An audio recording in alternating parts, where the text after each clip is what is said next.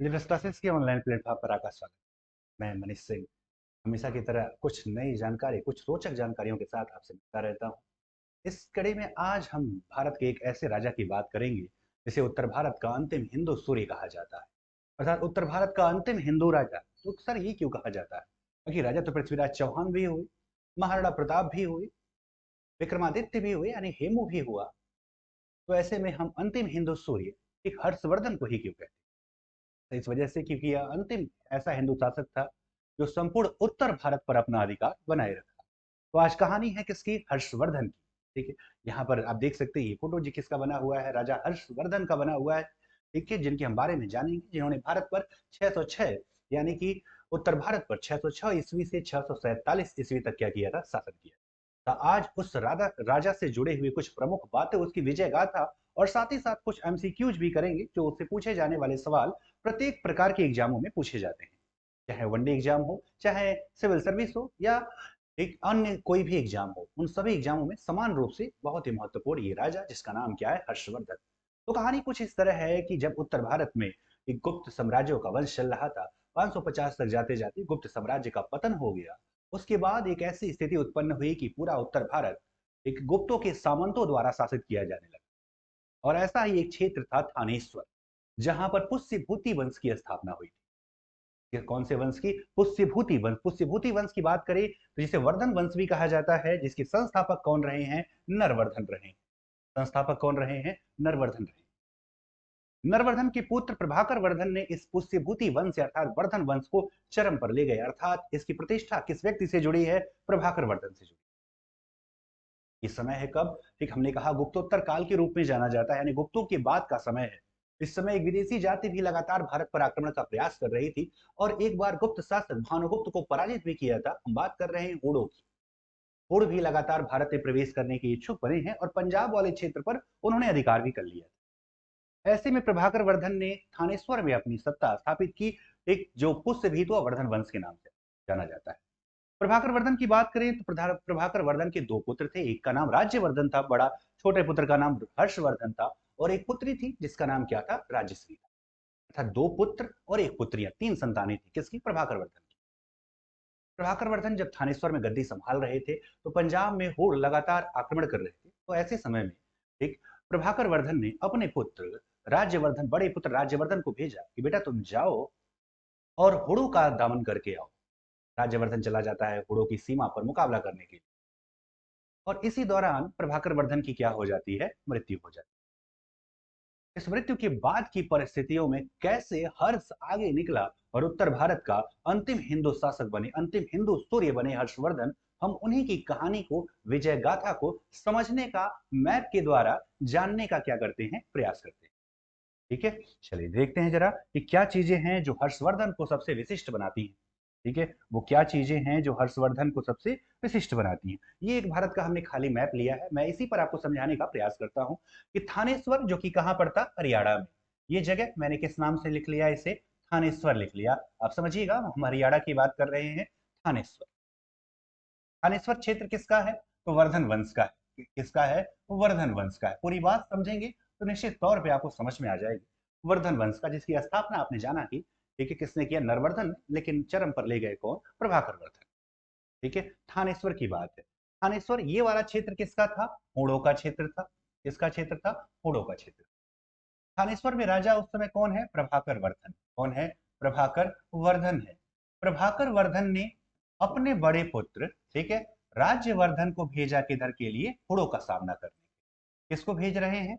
राज्यवर्धन को भेज रहे हैं। ये बात समझिएगा पूरी तरह से।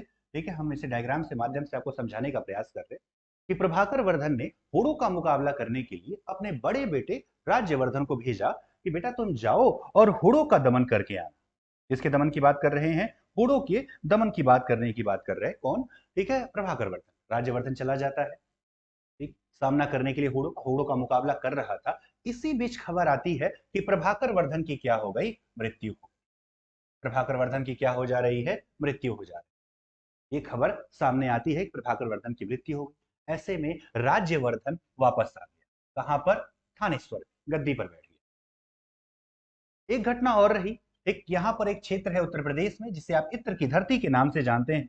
जिसे आप क्या बोलते हैं, इत्र की धरती, यानी कौन सा क्षेत्र है, कन्नौज की बात कर लेते हैं। किसकी बात कर रहे हैं, कन्नौज की बात कर रहे हैं। कन्नौज में मौखरी वंश का शासन था। कौन से वंश का, मौखरी वंश का शासन था। मौखरी वंश की अगर स्थापना की बात करें तो यहां मैं लिख दे रहा हूं, आप समझ जाइएगा इस बात को। मौखरी वंश जो कि कहां पर था, कन्नौज में था। एक गढ़वालों का बाद में क्षेत्र बनता है मौखरी वंश। इसकी स्थापना हरिवर्मा ने किया था। ठीक है, हरिवर्मा ने किया था। लेकिन इस समय यहां पर शासन किसका चल रहा था, गृहवर्मा का चल रहा था। किसका, गृहवर्मा। यानी कि यदि मैं चाहूं तो मैं यहां ये लिख सकता हूं कि मौखरी वंश में किसका समय था, किसका शासन चल रहा था, गृहवर्मा का चल। ठीक। प्रभाकर वर्धन ने अपनी पुत्री का विवाह, अपनी पुत्र प्रभाकर वर्धन की पुत्री, पुत्री का नाम क्या है, राज्यश्री। क्या नाम है, राज्यश्री नाम है। राज्यश्री का विवाह किसके साथ करवा दिया, गृहवर्मा के साथ करवा दिया। यहां जान लीजिए, राज्यश्री और किसका विवाह हो गया, गृहवर्मा का विवाह हो गया। ठीक है, कन्नौज की स्थिति ये है। बाकी स्थिति को समझते हैं। ये वाला क्षेत्र गौड़ कहा जाता था। ये क्षेत्र कौन सा था, गौड़, जो आज बंगाल के नाम से जाना जाता है। और गौड़ में गौड़ शासक थे कौन, शशांक थे। कौन थे, शशांक थे। ठीक। इनकी कन्नौज से अधिकार को लेकर उनकी लड़ाई चल रही थी। यहाँ अगर बिहार वाले क्षेत्रों की बात करें, मगध वाले क्षेत्रों में, तो यहाँ पर उत्तर गुप्त वंश, यहाँ पर कौन सा वंश था, उत्तर गुप्त वंश था। ये बात जानिएगा, कौन सा वंश, उत्तर गुप्त वंश यहाँ शासन कर रहे थे। और उस समय यहाँ का शासक कौन था, देवगुप्त था। कौन था, देवगुप्त था। इस बात को पूरी समझिएगा, जो मैं आपसे कह रहा हूं इस बात को समझें कि कन्नौज में किसका शासन है, गृहवर्मा का। एक गौड़, यानी कि यहां पे लिख दे रहा हूं और चीजें, गौड़, गौड़ पर किसका शासन है, शशांक का शासन है। ठीक है। मगध पर किसका शासन है, तो देवगुप्त का शासन। किसका है, देवगुप्त का है। ये पूरी स्थिति इस ऐसी रही। राजश्री का विवाह हुआ गृहवर्मा से। बाद में शशांक और देवगुप्त दोनों ने मिलकर गृहवर्मा की क्या कर दी, हत्या कर दी। गृहवर्मा की क्या हो गई, हत्या हो गई। ठीक है। और राजश्री को क्या बना लिया, बंदी बना लिया। राजश्री को क्या बना लिया, बंदी बना लिया। किसने, शशांक और देवगुप्त ने मिलकर। बात ऐसा समझेंगे कि कन्नौज पर अधिकार को लेकर गौड़ शासक गौड़ नरेश शशांक, उत्तर गुप्त शासक देवगुप्त, दोनों ने मिलकर कन्नौज पर धावा बोला। के परिणाम स्वरूप क्या हुआ, गृहवर्मा की हत्या हो गई। गृहवर्मा की क्या हो गई, मृत्यु हो गई। ठीक है। और राज्यश्री जो कि बहन थी हर्षवर्धन की, जो कि पुत्री थी प्रभाकर वर्धन की, उनको बंदी बना लिया गया। ये सूचना मिलती है भाई किसको, राज्यवर्धन को। ठीक है। पिता उधर मृत्यु प्राप्त कर चुके थे प्रभाकर वर्धन। प्रभाकर वर्धन की पत्नी जो थी, ठीक है, वो क्या हो चुकी है, सती हो चुकी है। ठीक। बहनोई गृहवर्मा क्या हो चुका है, हत्या हो चुकी है। बहन राज्यश्री कहां, जेल में बंद है।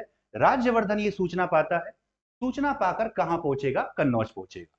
ठीक है। तो राज्यवर्धन जो है सूचना पाकर कहां जाने का प्रयास करेगा कि अब हम भी चलेंगे किधर, कन्नौज की तरफ चलेंगे। ठीक है, कन्नौज चल दिया राज्यवर्धन। दूसरे कलर से लिख लेता हूं, रेड वाला ही सही रहेगा। ठीक है, कहां के लिए चल दिया, कन्नौज के लिए चला। कौन चल रहा है, ठीक है, राज्यवर्धन चल रहा है।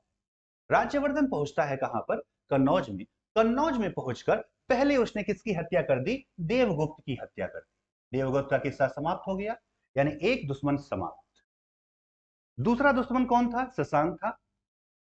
शशांक से एक मुकाबला करता, उसके पहले शशांक ने निमंत्रण दिया राज्यवर्धन को कि ऐसा है कि आप आ जाइए। ठीक है, मैं अपनी बेटी का विवाह आपसे करवाना चाहता हूं। विवाह का नाम सुनकर राज्यवर्धन सोचा कि शशांक शायद मुझसे डर गया है और अब वह हमसे संधि करना चाहता, चलो चली चलते। शशांक के पास जैसे ही राज्यवर्धन पहुंचे, राज्यवर्धन की हत्या किसने कर दी, शशांक ने कर दी। ठीक है। अब देखिए इस बात को पूरी समझिएगा कि शशांक, राज्यवर्धन थानेश्वर से चले कन्नौज पहुंचे। कन्नौज जाकर देवगुप्त को मार दिया। ये खबर सुनकर शशांक ने एक राज्यवर्धन को आमंत्रण दिया अपने शिविर में आने का। और जब राज्यवर्धन पहुंच जाएंगे किसके पास, ठीक है, शशांक के पास पहुंच जाए, किसके पास पहुंच गए, राज्यवर्धन पहुंच गए शशांक के पास, तो शशांक ने इनकी क्या करवा दी, हत्या करवा दी। अर्थात ठीक, राज्यवर्धन भी मारे गए। अब देखिए, और इधर जो बहन है ये बंदी गृह से छूटकर निकल गई है और कहां पहुंच गई है, विंध्य के जंगलों में पहुंच गई है। विंध्य के जंगलों में सती होने के लिए चली गई है। इसी तरह अपने आप को जेल से छुड़ा ली और कहां चली गई, ठीक है, जंगल में सती होने के लिए चली गई। मतलब परिस्थितियां देखिए कितनी विषम हो सकती हैं। मैं इसको अभी फिर से रब करके अब हर्षवर्धन की बातें बताऊंगा। ये सारा पृष्ठभूमि हो गई। फिर से एक बार समझते हैं। थानेश्वर जो कि शासन था किसका? प्रभाकर वर्धन का। समझ में आ रहा है ये बात? समझिएगा इसको। ठीक है, किसी को कोई डाउट नहीं ना? चलिए समझिएगा। प्रभाकर वर्धन कहाँ पर हैं? थानेश्वर में गद्दी संभाल रहे थे। अपने बड़े पुत्र को भेजा था कहाँ पर? पुड़ो से मुकाबला करने के लिए। बड़ा पुत्र मतलब राज्यवर्धन की बात कर रहे हैं। ठीक है, किसकी बात कर रहे हैं? राज्यवर्धन की बात कर रहे हैं। इधर प्रभाकर वर्धन की क्या हो गई? प्रभाकर वर्धन की मृत्यु हो गई। उसके पहले प्रभाकर वर्धन ने अपनी पुत्री राज्यश्री का विवाह मौखरी वंश के गृहवर्मा से करवा दिया था, जिससे कि संबंध थोड़ा सा अच्छा रहे और थोड़ा क्षेत्र बढ़े, यानी कि इस क्षेत्र में उत्तर भारत में एक पुष्यभूति वंश का प्रभाव बढ़े। इस वजह से विवाह करवा दिया। किससे? गृहवर्मा से करवा दिया। प्रभाकर वर्धन की हो गई अचानक से मृत्यु। उनकी पत्नी सती हो गई। राज्यवर्धन ने गद्दी संभाला।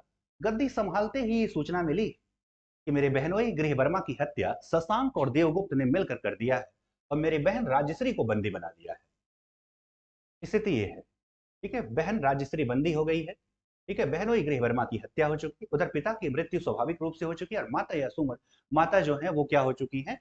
सती हो चुकी है। ऐसे में राज्यवर्धन पहुंचता है कन्नौज और पहले देवगुप्त की हत्या कर देता है। एक दुश्मन समाप्त। शशांक उसे अपने शिविर में बुलाता है। जब शिविर में जाता है, ठीक है, क्लियर है ये बात? समझिएगा कि जब शिविर में पहुंचा किसके पास? शशांक के पास। तो शशांक ने धोखे से राज्यवर्धन की हत्या कर दी, यानी राज्यवर्धन मारे गए। इस बीच इस भगदड़ में राजश्री जो कि बहन थी, ठीक है, वो निकल चुकी है। जेल से निकलकर कहां चली गई है? विंध्य के जंगलों में सती होने के लिए। ऐसे में थानेश्वर की गद्दी किसके पास आएगी? हर्षवर्धन के पास आएगी। ठीक है, यहां तक समझ में आया? ठीक, कि हर्षवर्धन गद्दी पर कैसे आसीन हुआ, इस स्थिति को हमने आपको समझाने का प्रयास किया। अब देखते हैं कि हर्ष इस यात्रा को कैसे प्रारंभ करता है। ठीक है, मैं इसे रब कर रहा हूं, फिर आगे बात करते हैं। ठीक है, मैं ये सारा स्थिति मैंने आपको समझाया। आपने अगर चाहे तो इसको बारी बारी से हर चीज को नोट भी कर सकते हैं और एरो बनाकर करेंगे तो और ज्यादा आसान हो जाएगा। समझ में आ रहा है ना सब? ठीक है, इस बात को याद रखिएगा। चलिए मैं इसको रब करके फिर से आगे बढ़ता हूँ। ठीक, अब हम स्थिति किसकी समझेंगे? हर्षवर्धन की समझेंगे। इसकी स्थिति कि हर्षवर्धन जब गद्दी पर बैठ रहा है तो स्थिति क्या है, हर्षवर्धन के समय की स्थिति क्या है, उसको समझने का प्रयास करते हैं। ये थानेश्वर है। ठीक, जैसा कि मैंने बताया आपको, हरियाणा में क्या पड़ता है? थानेश्वर पड़ता है। ठीक है, ये थानेश्वर की स्थिति। ठीक है, यहाँ पर क्या था मैंने बताया? कन्नौज। थोड़ा सा लोकेशन इधर उधर हो सकता है, समझिएगा उसको बस। ये वाला हिस्सा क्या है? गौड़ है। ठीक है, यानी कि बंगाल है, जहां पर कौन व्यक्ति है? शशांक है। ठीक है, ये हिस्सा जो है कामरूप है, जिसे हम आज असम के नाम से जानते हैं। कामरूप के उस समय शासक हुआ करते थे भास्कर वर्मन। क्या नाम था इनका? भास्कर वर्मन नाम था, जो कामरूप के राजा थे। कहाँ के? कामरूप के राजा। अब जरा देखिएगा, इस पूरी स्थिति को समझिए।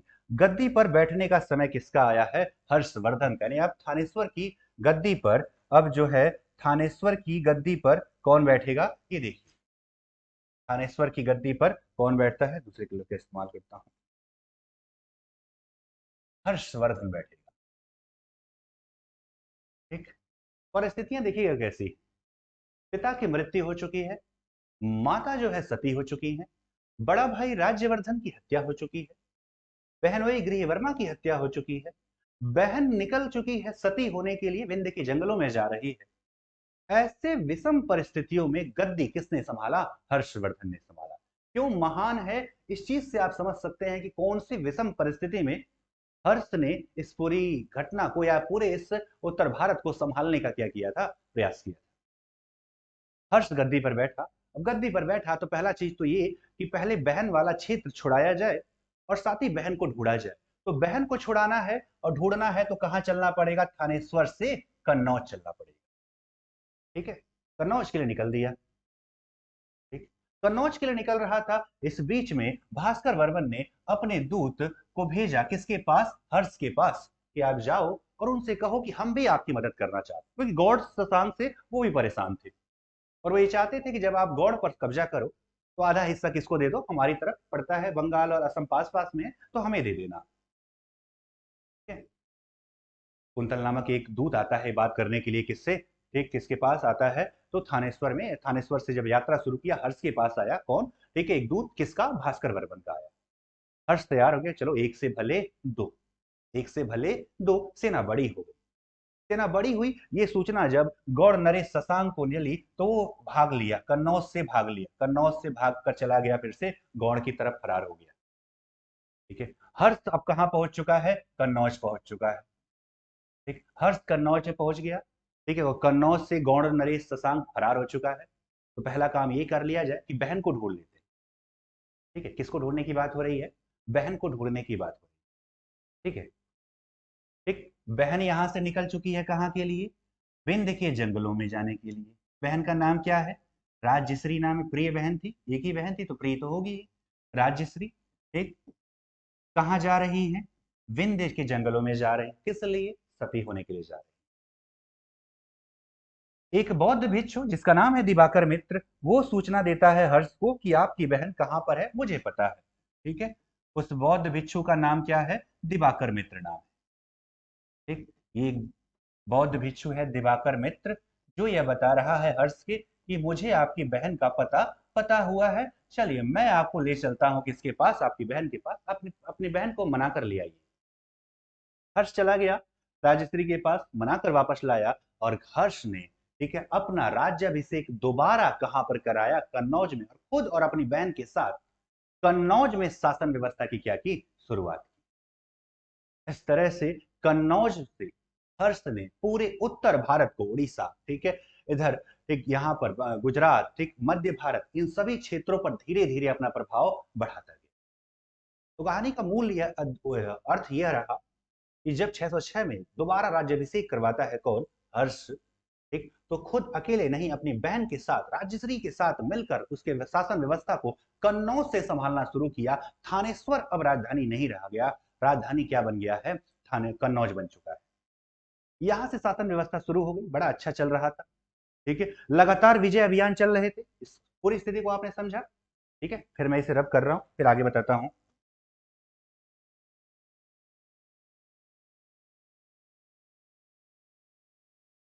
गौड़ नरेश शशांक कभी मरा नहीं, बस फरार हुआ है। आगे चल के 37 के आसपास में, ठीक है, उसकी क्या होगी? मृत्यु होगी। ठीक, तो स्थिति कुछ ये है कि ये कन्नौज वाला क्षेत्र है। कौन सा क्षेत्र है? कन्नौज, उत्तर प्रदेश में पड़ता है कन्नौज, जिस क्षेत्र की धरती कहते हैं। यहाँ का अब राजा कौन हो चुका है? हर्षवर्धन हो चुका है। अब लगातार विजय अभियान चल रहे थे।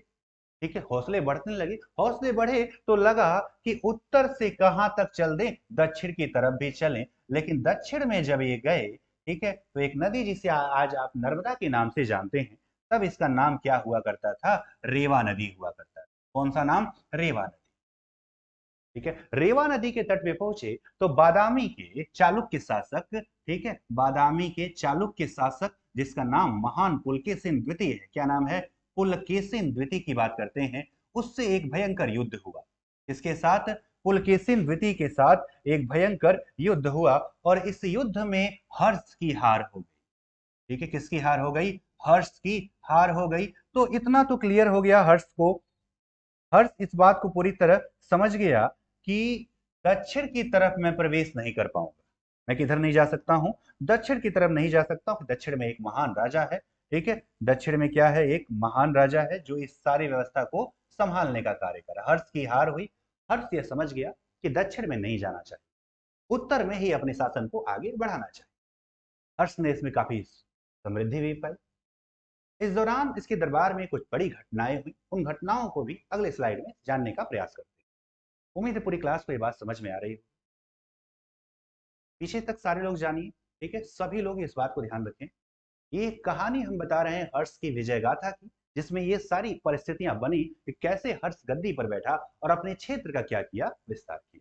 ठीक है, चलिए आगे बढ़ते हैं। नेक्स्ट स्लाइड पे देखते हैं क्या है। ठीक, हर्ष की विजय गाथा की यहाँ पर मैंने एक, ठीक है, आपको एक क्या कहते हैं कि ग्राफ के रूप में समझाने का प्रयास किया है कि 606 एडी में थानेश्वर का राजा कौन बना? हर्ष बना। कन्नौज की ओर प्रस्थान किया। एक हंसवेग नामक दूत आया भास्कर वर्मन की तरफ से। ठीक है, मैत्री संधि किया, कन्नौज पहुंचा, शशांक वहां से भाग लिया। राजश्री को खोजने के पश्चात अपना राज्याभिषेक कन्नौज में कराया और यहीं से हर्ष संवत की क्या होती है, शुरुआत होती है।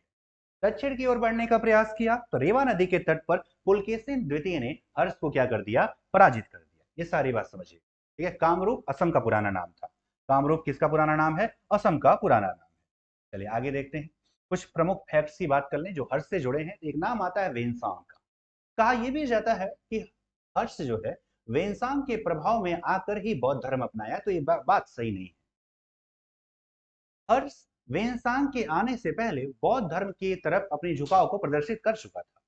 ठीक है, हर्ष के दरबार का प्रमुख दरबारी इतिहासकार कौन था, बाणभट्ट थे, जिन्होंने हर्षचरित लिखा है, जिन्होंने कादम्बरी लिखा है।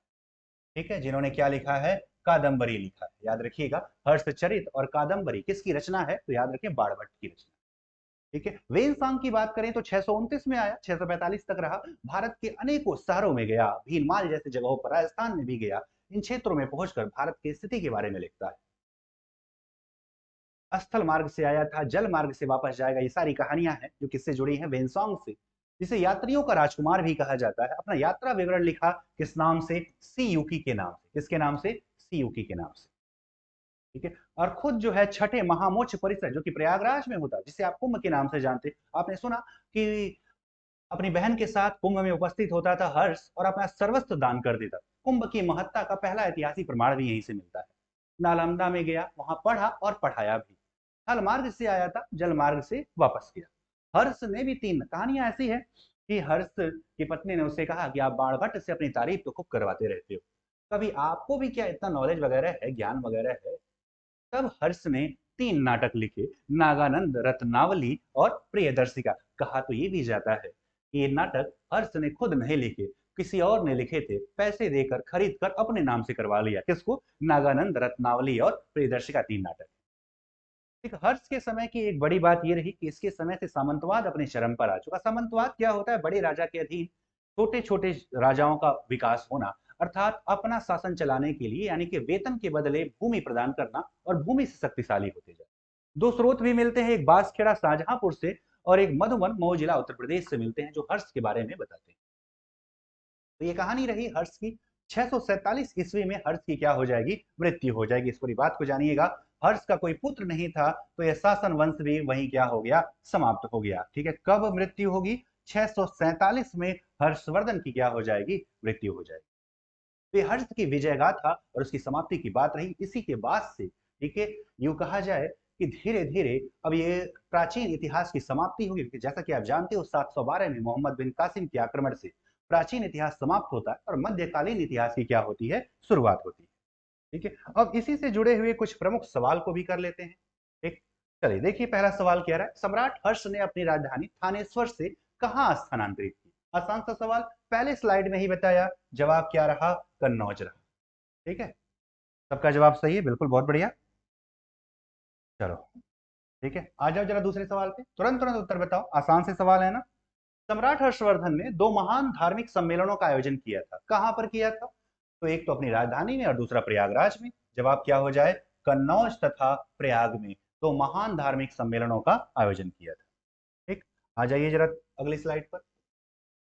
निम्नलिखित शासकों में से किसने हर्षवर्धन को पराजित किया। जब हर्षवर्धन दक्षिण की ओर जाने का प्रयास कर रहा है तो रेवा नदी के तट पर, कौन सा नदी, रेवा, रीवा नामक एक जिला है, एक नदी का नाम है रेवा, जिसे आज नर्मदा के नाम से जानते हैं। वहां पुलकेशिन द्वितीय ने हर्ष को पराजित कर दिया और दक्षिण में जाने से रोक लिया, अर्थात हर्ष दक्षिण का विजय यात्रा शुरुआत नहीं कर पाए।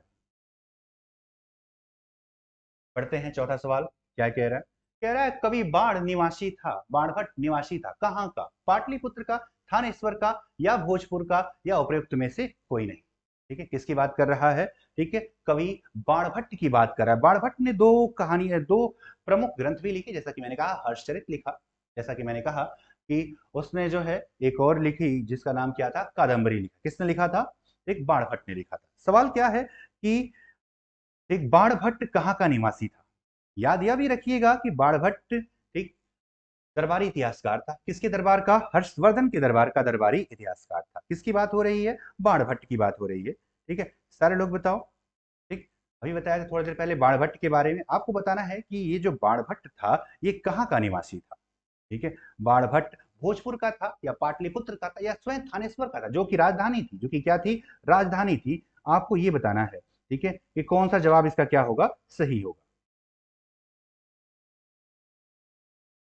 ठीक, तो जवाब हो जाएगा उपयुक्त में से कोई नहीं। किसी का जवाब सही नहीं आया है, याद रखिएगा, उपयुक्त में से कोई नहीं। ठीक, जो कि जगह है महाराष्ट्र में पड़ता है, औरंगाबाद, जिसे आप कहते हैं क्या, औरंगाबाद का निवासी था। कहाँ का निवासी था, औरंगाबाद का निवासी था। ठीक है, याद रखिए, एक औरंगाबाद का, महाराष्ट्र वाला नहीं, बिहार वाला औरंगाबाद, महाराष्ट्र वाला याद मत करिएगा। बिहार का औरंगाबाद का निवासी कौन था, ठीक है, कवि बाणभट्ट था। चलिए आगे बढ़ो, अगली स्लाइड पर आते हैं। पांचवा नंबर क्या कह रहा है, मौखरी शासकों की राजधानी क्या थी। आसान सा सवाल है, थोड़ी देर पहले ही आपको बताया क्लास की शुरुआत के समय ही। ठीक है, मौखरी वंश का एक हमने डायग्राम भी बनाया, हरिवर्मा जिसके संस्थापक थे, ठीक, उन्होंने, ठीक है, इसकी स्थापना की थी। तो आपने पूछा कि राजधानी तो क्या थी, कन्नौज थी। अगला सवाल क्या है, हर्ष के समय की सूचनाएं किसकी पुस्तकों में निहित है। एक हरिसेन, ठीक है, नहीं, कलहट, कालिदास, कालिदास तो पहले के हैं। कलहट ने एक पुस्तक लिखी है राज तरंगिनी, राज तरंगिनी में ठीक कश्मीर के बारे में उसने लिखा है। उसी पुस्तक में उसने हर्ष के बारे में भी लिखा है, याद रखिएगा। कलहट की पुस्तक कौन सी, राज तरंगिनी। राज तरंगिनी में, ठीक है, कश्मीर के साथ साथ ही हर्ष के समय की भी जानकारियों के बारे में लिखा गया है। अगले सवाल पे आते हैं, हर्ष के दरबार में वेनसोंग को एक दूत के रूप में किसने भेजा था। तो जवाब है ताइसुंग ने भेजा था। किसने, ताइसुंग ने भेजा। ताइसुंग, ए वाला जवाब याद, चीन के शासक ताइसुंग ने उसे भेजा था। ठीक है, चलिए आ जाइए अगले, आठवां नंबर, वेनसांग की भारत में यात्रा के समय सूती कपड़ों के उत्पादन के लिए सबसे प्रसिद्ध, सूती कपड़ा की बात कर रहा है, रेशम नहीं बात कर रहा। ठीक है, रेशम की बात कर, रेशम आएगा तो कह देना वाराणसी, रेशम की बात करें तो वाराणसी कहना, लेकिन सूती कपड़ों की बात आएगी तो याद रखना कौन सा जगह है, तो मथुरा। मथुरा वेनसोंग के समय सूती कपड़ों के लिए प्रसिद्ध शहर था।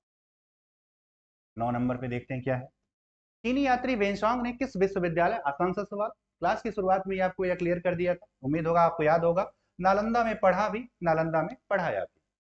ठीक, कुमारगुप्त ने इसकी क्या की थी, स्थापना की। आ जाइए 10 नंबर, आज भी भारत में वेनसांग को याद करने का कारण क्या है। एक, हर्ष के प्रति सम्मान, एक, नालंदा में अध्ययन, बौद्ध धर्म में आस्था, सीयूकी की रचना।